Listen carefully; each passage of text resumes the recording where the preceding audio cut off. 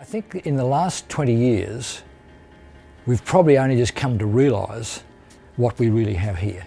We've had the opportunity over the years to maybe source wines for the bin number O material from other vineyards, but we have maintained that strictly from this vineyard here.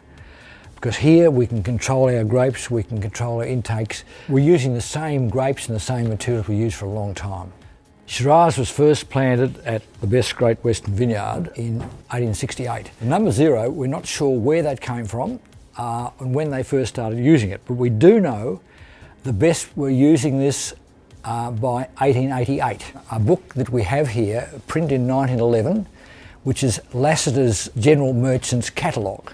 And in that catalogue there are a number of wineries which were using this classification, and they are classifying as number 0, number 1, number 2 and number 3. Now number 0 was maybe 2 shillings a bottle, number 1 was 1.6 a bottle, number 2 was a shilling a bottle, and so forth and so on. Up until say the 1950s and 60s and even early 70s, wines had common names. We used European terms like claret and hock, sherry and port, all which are derived from European wine districts.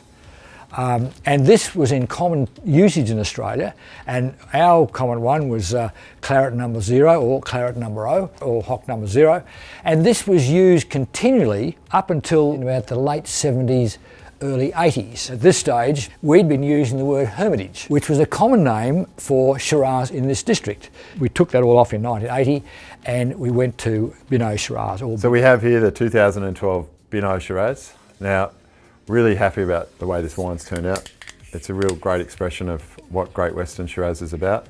Has those lifted aromatics, spice, medium-bodied red and blue fruits, and those nice fine tannins with structure on the finish. The interesting thing about this wine is the 4 vineyards that go into it, and they all have a unique characteristic that contributes different flavours and aromatics to the wine. Right behind me you can see some of the cutaway, because when this cellar was dug out by the gold miners in the 1860s, they cut straight into the earth, and you can see some of the structure of the soil, like going down to some of those yellow pselotic clays and some of the granites and sandstones. Years ago, I guess in the 70s and early 80s, all our vineyards, our top vineyards here, probably all went into Binot. Now we're very selective about what goes into Binot. We have barrel selections. We have our best wood, and then we go through and sort, right, this barrel's better than that barrel. So while we start with this amount, we end up with about that amount. And I mean, if the wine isn't up to scratch, then it doesn't make it to the market. We've had a series of pretty dry years, but 2012 was a good year. We had a good vintage, reasonably cool by comparison, and no, the wine looks very, very smart. The wine itself has those classic lifted perfume Shiraz aromatics. You know, there's hints of oak in there, but certainly in the background. There's a lovely concentration to the flavour without being heavy. It still retains that medium-bodied flavour.